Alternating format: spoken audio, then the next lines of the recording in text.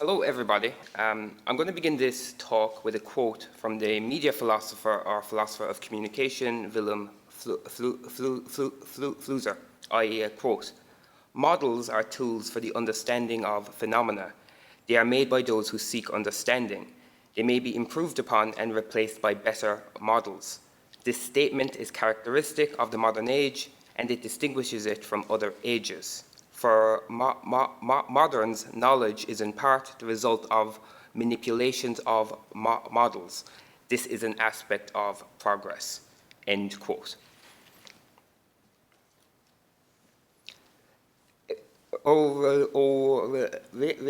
Originally penned sometime around 1980, but only finding publication many years later, this passage is from Flusser's essay titled "The Crisis of Our Models, Theoretical Considerations and the Practical Purpose." I've chosen to introduce this paper with this quote as I am reminded of its sentiment, that of the significance of modeling and simulation to our contemporary reality, when reflecting upon artist John Gerrard's practice. And indeed, much of what I'm going to say today will be an attempt to approach Gerrard's work, his simulated environments, via a number of ideas gleaned from Flusser's thought. And I'm actually going to mostly, because of time, I'm going to mostly speak through his work. So they will be playing in the background.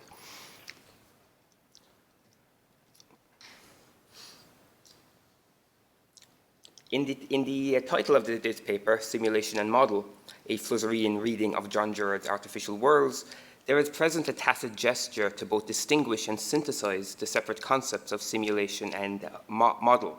Genealogically, tracing a lineage all the way back to Plato's classical formulation of the simulacrum, a simulation signifies an illusionistic depiction of a real thing. That is, whilst the simulation provides a surface-level resemblance to that which it seeks to emulate, it, rather importantly, is lacking in the ontological depth of the original. And in this classical conceptualization, the simulation aligns itself with the notion of deception. Within the history of art, styles such as figurative representation, as well as the utilization of photography and its various offshoots, are some of the clearest examples of this inclination made manifest. In fact, photography itself could be claimed to be the apex instantiation of the image assimilation, with most dominant historical theories of the medium advocating for the photograph as some kind of ontologically reduced representation of a real scene. So the photograph is a real scene, but it's a reduced version of it. However, in a contemporary context, wherein we find ourselves engulfed within the tendrils of computational complexity, the concept of simulation takes on another additive meaning. Herein, simulations are not simply predicated on the mimetic representation of surface-level features, and instead employ advanced modeling algorithms that attempt to capture the internal dynamics and behavior of a system. Following political scientist Antoine Bousquet, we might say that it is the concept of modeling that is central in differentiating between these autonomous versions of simulation. The first grounded in a mimesis that concerns itself only with attributes that can be immediately grasped by perception, and the second with a desire to construct a series of below surface level operations that seek to emulate the functioning of a system. These distinct but still interconnected variants on the concept of simulation can be said to exert a significant influence over the work of Gerrard. For the past 15 years, the artist's practice has involved the reconstruction of painstakingly and incredibly technically proficient photorealistic virtual environments. Situating themselves along a formal continuum that runs through austere pseudoscientific-esque documentary photography, these artificial worlds find a particular historical affinity in the photographic typologies of Bernd and Hilla Becker. Similar to the German-born photographic duo, Gerrard's computer-generated simulations majoritively take as their subject matter industrial, depeopled environments and structures. So typically, he looks at kind of centers of global power, but they are really depeopled, austere environments. The artificial worlds themselves, rendered with the help of a team of programmers using software designed for the development of three-dimensional environments, are depicted with an intense level of realism that is suggestive of a cool, clinical, and detached illusionistic model. For despite their outwardly natural, I can't read this, natural appearance, Gerrard's worlds are virtual simulations whose operations accord with the core logic of algorithmic procedures.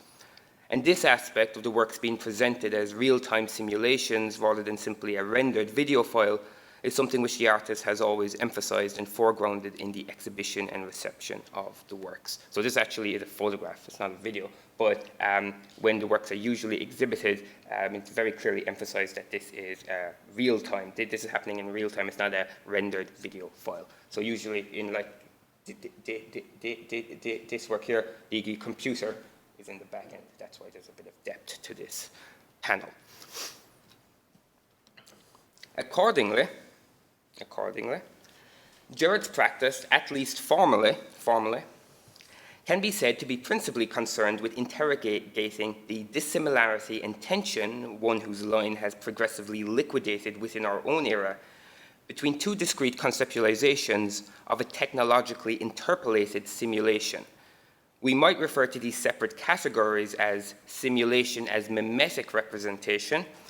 Photography here is the paradigm, which is a simulation of the surface, and simulation as model, wherein the simulation is produced by modeling a series of hidden internal parameters. And typically as well, the content of Gerrard's work has a tendency to mimic and probe this duality. So for example, on screen now you can see an extract, yes it's moving, from Farm, Pryor Creek, Oklahoma from 2015. This is a virtual recreation of one of Google's data server buildings, sometimes referred to as a data farm in Oklahoma in the United States. In 2014, the artist actually approached Google to take some photographs and videos of the site, but was denied. So what he ended up doing was hiring a private helicopter to perform a photographic survey of the zone, with the virtual scene then recreated from this photographic documentation. And what the viewer is confronted with is this tension between hypervisibility and invisibility. On the one hand, the environment itself has been meticulously reanimated to look almost lifelike. And then on the other, what is actually being depicted is representative of a black box, a system whose innards are entirely obscured, as even if we were able to glance recreations of the interior physical servers themselves, what is significant about this particular farm is that the material they are working with, that being computational data, is invisible and mostly abstract to human perception. So we are given, on the one hand, we are given too much on the surface only for the internal flow, information flows to recede indefinitely from view. At this point, in order to garner a better understanding as to how Gerrard's works function as both aesthetic and epistemological models, I will turn to the writings of Willem Flusser. In the Anglophone world, Flusser is mostly known for his theory of the technical image. This refers very simply to any image that is produced by an apparatus. And Flusser distinguishes between apparatuses and traditional machines in that the former operate according to a calculatory thought. So apparatuses are effectively calculating machines.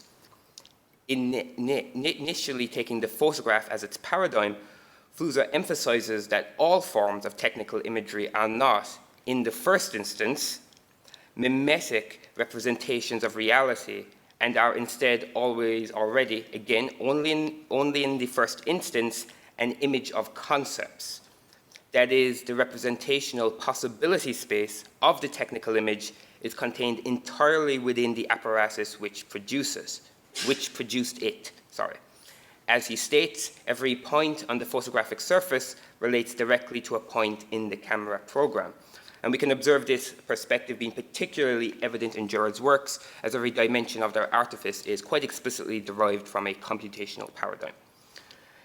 As the production and distribution of these category of images continues to accelerate within post-industrial information societies, Flusser announces that it has led to the construction of a universe of technical images. This technical image universe for Flusser exists as a partially enclosed cosmology that is fully real. Ergo, Flusser does not believe that the universe of technical images is some kind of immaterial domain. It is very much a materialist construction. And unlike other prevalent theorists of the media, with whom he is typically associated, such as Jan Baudrillard, who warns of the societal and political consequences of the fourth rung of simulation, Flusser, and he is similar to Gerrard's works in this regard, always remained rather ambivalent towards the duality of both the utopian and ruinous potentialities that could be initiated by this technical image universe change. The technical image as a phenomenological artifact is for Flusser representative of a particular kind of model that is unique to our age. And it is one, and this time similar to Baudrillard, whose operational procedures increasingly condition and dictate the experience and behaviors of humans.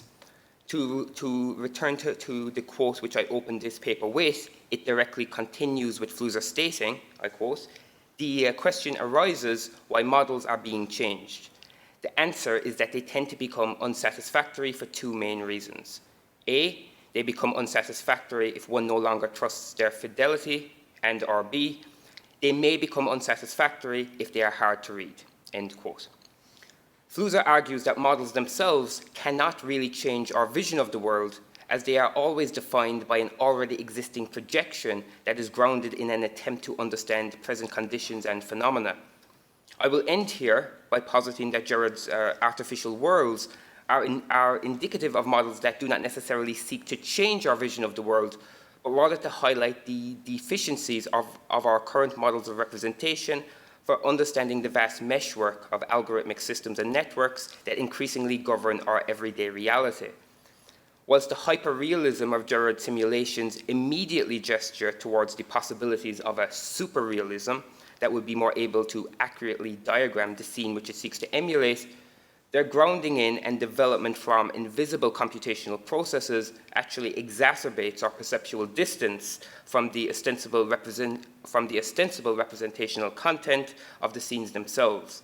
So here in the model of figurative representation actually wraps back around to its classical conceptualization as a deceptive illusion. Thank you very much.